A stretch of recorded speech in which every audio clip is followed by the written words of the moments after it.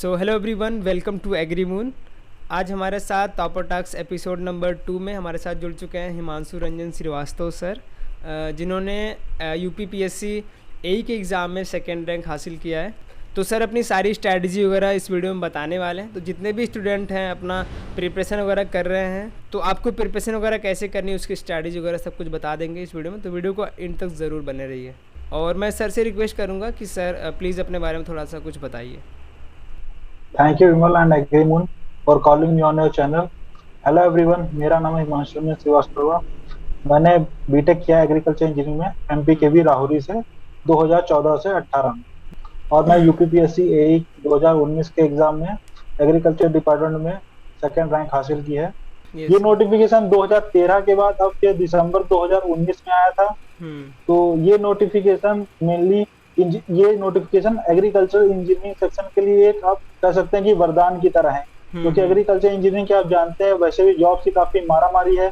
Means आपको stream में अगर अपनी काफी इंटरेस्ट है तो मैं कहूंगा ये आप लोग के लिए काफी अच्छी अपॉर्चुनिटी है, क्योंकि अदर एग्जाम्स लाइक एआरएस वगैरह हो गया तो इस साल तो जैसे आप देख सकते हैं कि इन्होंने एमटेक को अलाउ किया है, नहीं तो अभी पीएचडी कंपलसरी होने वाली है।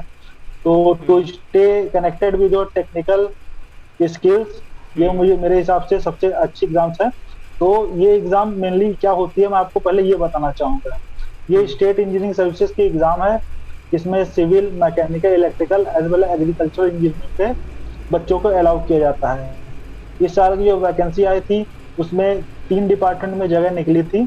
पहला था एग्रीकल्चर सर्विसेज डिपार्टमेंट, उसमें 12 जगह थी, 12 जगह थी। उसका दूसरा डिपार्टमेंट था माइनर इरिगेशन का, उसमें 9 जगह थी। और तीसरा डिपार्टमेंट था वो भूमि संरक्षण अधिकारी की मीन्स वैकेंसी आई थी। उसमें क्या रहता है, आपको civil engineering as well as agriculture engineering दोनों के लिए वो कॉमन रहता है, लेकिन उसके लिए क्या होता है कि कट ऑफ बनता है। चलो जो उसके टॉप स्कोरर्स होंगे उसके हिसाब से एक सीट पे 2 लोग को क्वालिफाई करते हैं। तो इस बार इन्होंने 78 लोगों को इंटरव्यू के लिए क्वालिफाई किया रिटन एग्जाम के बाद में मतलब इंटरव्यू के लिए। तो ये हो गया इस एग्जाम के बारे में। अब इसके में कैसा इसका पैटर्न रहता है, क्या होता है, कैसे होता है, ये आपके लिए काफी जानना जरूरी है। जी सर, जी ये एग्जाम पहले जो होता था इसमें क्या था कि नेगेटिव मार्किंग नहीं थी, और इसका पैटर्न बिल्कुल जैसे यूपीएससी का आईएएस का एग्जाम होता है उसी की तरह होता था। लेकिन इस साल इन्होंने क्या किया कि जैसे कि रिजल्ट वगैरह जल्दी आते रहे। पिछली बार 2013 में जिनका नोटिफिकेशन आया था और 2019 में इन्होंने क्या किया था कि पूरी वैकेंसी फुल की थी, इंटरव्यू वगैरह रिजल्ट का सितंबर या अक्टूबर में ज्वाइनिंग लोगों की कराई थी। इस बार क्या हुआ, 19 के दिसंबर में इसका नोटिफिकेशन आया, 13 दिसंबर 2020 में इसका एग्जाम हो गया। उसके बाद 5 फरवरी 2021 में इन्होंने इंटरव्यू के लिए लिस्ट निकाली जो क्वालिफाइड बच्चे हैं। उसके बाद इनका क्या कहते हैं कि 22-23 मार्च को एग्रीकल्चर इंजीनियरिंग के जो बच्चे थे उनका इंटरव्यू कराया। उसके बाद क्या किया इन्होंने 22 फरवरी से इंटरव्यू चालू कराया और ये 6 मार्च तक चले थे। जो एग्रीकल्चर इंजीनियरिंग के इंटरव्यूज थे वो 22 और 23 फरवरी 2 दिन हो गए थे, क्योंकि एग्रीकल्चर इंजीनियरिंग की काफी कम सीट्स आई थी इस बार। तो सर क्या आपको वैकेंसी के बारे में पहले से पता था कि वैकेंसी आने वाली है, मैं अपनी प्रिपरेशन चालू रखता हूँ कि आपने तो अभी पंतनगर में भी एडमिशन लेके रखा था आपने, तो आपने क्या सोचा था कि भाई हमको एमटेक वगैरह करना है कि वैकेंसी की तैयारी कर रहे थे आप पहले से लिए? हाँ। ये क्या है कि ये डिकेड्स में अपॉर्चुनिटी आती है, इस टाइप की अपॉर्चुनिटी थी और एग्रीकल्चर इंजीनियरिंग के लिए सेक्शन के लिए काफी बहुत बड़ी अपॉर्चुनिटी थी। तो इसका क्या था कि मुझे इसके बारे में पता नहीं था। ये मेरे फ्रेंड है सौरभ करके, उसके थ्रू मुझे पता चला। अच्छा। तो उसने मुझे बताया कि ऐसी करके वैकेंसी आती है। मैं पढ़ा हुआ हूँ महाराष्ट्र में, तो वहाँ पे एग्री एमपीएससी करके एग्जाम होता था और यहाँ पे ये स्टेट सर्विसेज का एग्जाम होता, तो इसके बारे में मुझे ज्यादा अंदाजा नहीं था। लेकिन जहाँ मुझे पता चला तो इसकी मैंने तैयारी वगैरह शुरू कर दी। तो इसके बारे में काफी बच्चों को नहीं पता होता है, तो मैं चाहूंगा कि और से और लोग जाने और कंपटीशन इसका अच्छे से हो, मतलब बच्चे आगे बढ़ पाए।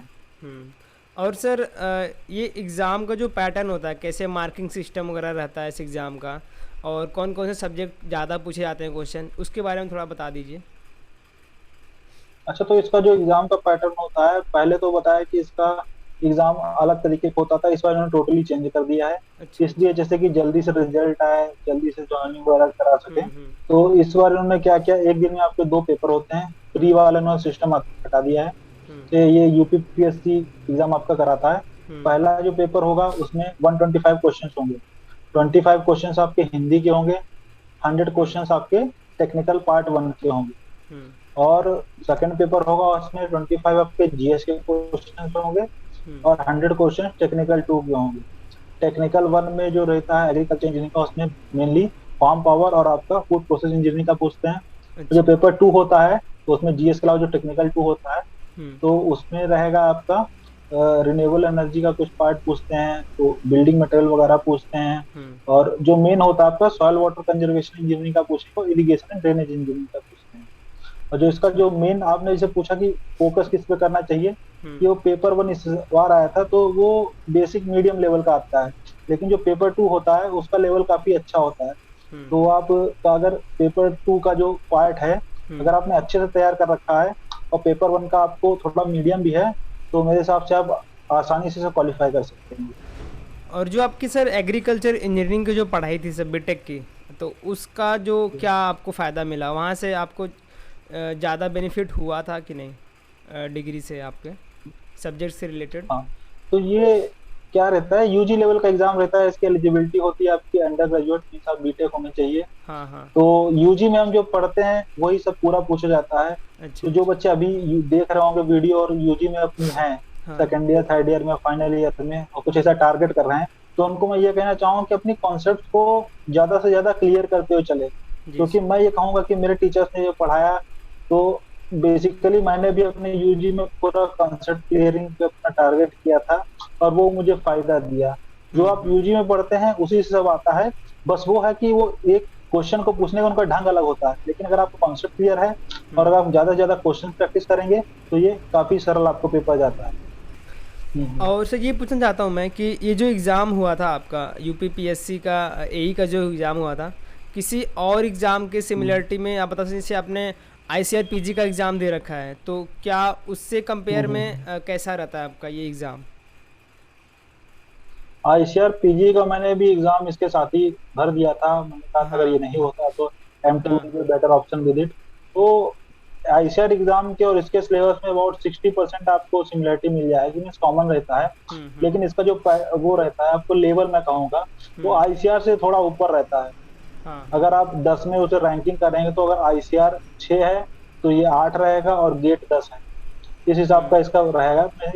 पूरे आपको न्यूमेरिकल भी नहीं पूछते हैं कि आप इसे गेट से पूरा बोल दो, उस तरीके का है ना ही पूरा थ्योरेटिकल पूछते हैं, मीन्स थोड़ा कंसेप्चुअल, थोड़ा फैक्चुअल और थोड़ा न्यूमेरिकल, उस टाइप का आपका ये एग्जाम रहता है। तो कुछ स्ट्रैटेजी बताना चाहेंगे सर अपने पढ़ाई कैसे, किस ढंग से की, नोट्स वगैरह कैसे बनाया आपने इसके लिए? देखो स्ट्रेटजी है, आपको कोई भी एग्जाम क्लियर करना हो सबकी स्ट्रेटजी कॉमन होती है। वो आपकी रहती है पहले कि आप अपने पेपर्स वगैरह पुराने देखें, समझने की कोशिश करें कि ये कैसे आता है, क्या है, इसका सिलेबस क्या है। सबसे पहला तो आपका सिलेबस ही हो गया कि क्या है।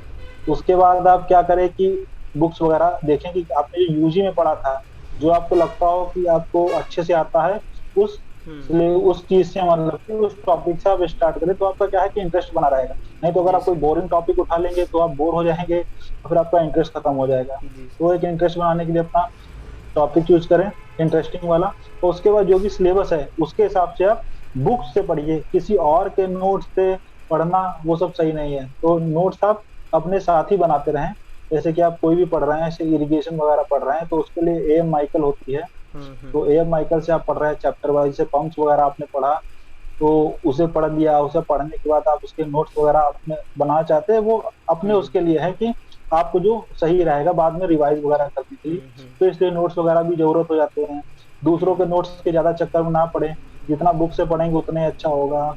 और सॉइल वाटर के लिए जैसे कि आर सुरेश हो गई, उसके बच्चे रेफर करते हैं, घनश्याम दास हो गई, और प्रिंसिपल्स ऑफ एग्रीकल्चर इंजीनियरिंग हो गई, ए एम माइकल टीपी ओझा की, वो काफी अच्छी बुक्स हैं। और फार्म मशीनरी के लिए एस सी जैन वगैरह हो गई, ये बुक्स काफी सही रहती हैं। बुक से पढ़ने के बाद आपको क्या करना है कि मेरी जो स्ट्रेटेजी थी कि क्वेश्चंस प्रैक्टिस करने जितने से जितने ज्यादा हो सके कि आप, क्योंकि इसके तो क्वेश्चंस मींस आपको पेपर 1-2 साल के मिल पाएंगे, मतलब लास्ट ईयर के, क्योंकि ये कभी कभार पेपर मतलब बहुत ही सालों में एक बार होता है। तो ये हम फॉर्चुनेट थे कि हमें मौका मिला इसे देने के लिए। तो इसके जो क्वेश्चंस वगैरह हैं प्रैक्टिस करने के लिए आप क्या करते हैं, एग्रीकल्चर इंजीनियरिंग से जो क्वेश्चन होते हैं जेआरएफ के हो गए, हम्म। और बाकी आपके अदर यूनिवर्सिटीज के एंट्रेंस के हो गए, एग्री एमपीएससी के हो गए, हाँ। उड़ीसा के डबल ए के आते हैं असिस्टेंट एग्रीकल्चर इंजीनियरिंग के, उसके क्वेश्चन पेपर्स हो गए, हम्म। टीएनपीएससी एई के हो गए। तो उस तरह से आप अलग अलग जगह के आपको मिल जाएंगे, उसका कलेक्शन बना के उसे सॉल्व कर सकते हैं। इससे क्या हम्म। होगा, जितनी आप वैरायटी सॉल्व करेंगे उस तरीके से आपका दिमाग काम करेगा, तो ये आप सही। हर तरीके के क्वेश्चन के लिए पहले प्रिपेयर हो जाएंगे। जी सर। और एक टाइमिंग जो रहती है उसका आपको ध्यान रखना है कि आप क्वेश्चन पेपर कितना, मतलब कि वहां पे मानो वहां पे आपको 2.5 घंटा मिलेगा, तो यहाँ आप 2 घंटे में पेपर सॉल्व कर पा रहे हैं कि नहीं कर पा रहे हैं, क्योंकि वहां पे आप अंडर प्रेशर होंगे तो 2.5 घंटा भी आपको कम पड़ सकता है। तो उस हिसाब से आप तैयारी आपको पहले ही करनी चाहिए। और सर हम ये जानना चाहते हैं कि जो ये आप ज्वाइनिंग अभी लेने लेने वाले हैं, अभी ट्रेनिंग वगैरह होगा आपका, तो इसके बाद क्या जॉब जॉब रोल रहता है और क्या इसके पोस्ट की पोजीशन वगैरह रहती है, इसके बारे में बता दीजिए। Job role means different departments में डिफरेंट टाइप का आपका रोल रहेगा। हाँ हाँ। तो जैसे कि माइनर इरिगेशन में होता है कि आपको सब डिविजनल ऑफिसर बनाया जाता है, तो वहाँ पे जितना भी माइनर इरिगेशन का काम होता है, बोरवेल्स वगैरह बनवाने हैं, जो सरकारी का काम होता है वो सब करवाना होता है। हम्म। भूमि संरक्षण अधिकारी का इसी तरह काम होता है कि वहाँ पे सॉइल रिक्लेमेशन का काम हो गया, बाकी वाटर कंजर्वेशन का हो गया, उस टाइप का हम्म। काम करवाते हैं। एग्रीकल्चर डिपार्टमेंट का भी इसी तरह, एग्रीकल्चर में जो इंजीनियरिंग सेक्शन का काम होता है हाँ वो हाँ। असिस्टेंट इंजीनियर पूरा देखता है, कि मतलब किसी तहसील का हो गया, कि कहीं का डिवीजन हम्म। सब डिवीजन का हो गया, तो वो सब उसका देखना रहता है। इसमें जो आपको मतलब की पोस्ट मिलेगी वो एक आप हाँ गेस्टेड ऑफिसर होंगे। हाँ। हाँ। तो ये स्टेट में मतलब कि आपको स्टेट इंजीनियरिंग से जो मिलता है वो सबसे बड़ा आपकी इंजीनियरिंग की, जो आप एज ए करियर शुरू कर रहे हो सबसे बड़ी आपकी जॉब होगी। इसके बाद हम्म। आपके प्रमोशंस वगैरह होते रहते हैं, उससे आप आगे चले जाएंगे। तो हम्म। ये गेस्टेड ऑफिसर की आपको एक पोस्ट मिलती है। इसका ग्रेड पे 5400 का होता है, जो कि आपका जितने भी एसडीएम हो गए, डीएसपी हो गया, इन हम्म। सबका इतना लेवल रहता है, उसी के मतलब बराबर आपका लेवल रहेगा। हम्म। तो ये काफी अच्छी आपको चैलेंजिंग जॉब मिलती है, और आप मतलब काफी अपने जो स्किल्स वगैरह है उसका आगे यूज भी कर सकते हैं। और सर ये इस एग्ज़ाम को लेकर कुछ आपको कोई प्रोडिक्शन दे सकते हैं कि वैकेंसी वगैरह क्या आने वाली हैं आगे फ्यूचर में, बहुत ही जल्द 2021 में, इस इस साल और 2020 22 में।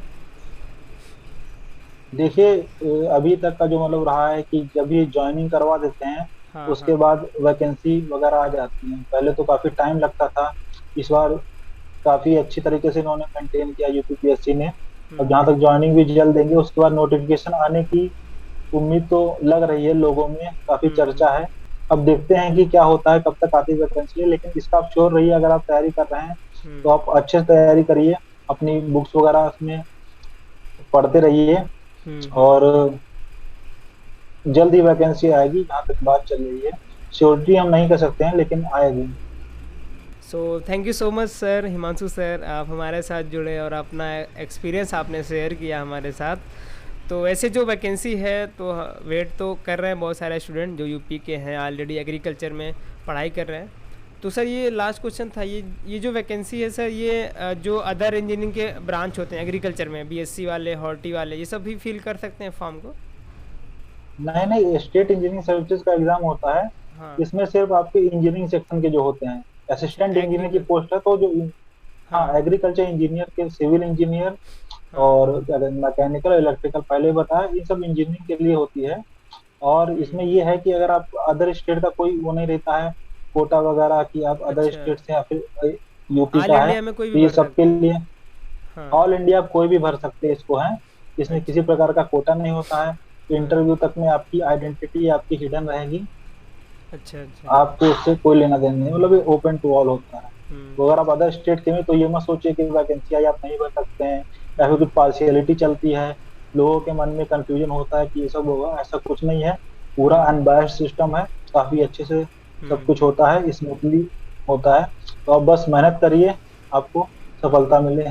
तो thank you so much Himanshu sir, आप एग्रीमून के प्लेटफॉर्म पे आने के लिए, और आपने जो भी चीज़ें बताई हैं आई होप बहुत सारे स्टूडेंट को हेल्प हुआ होगा। तो thank you very much sir.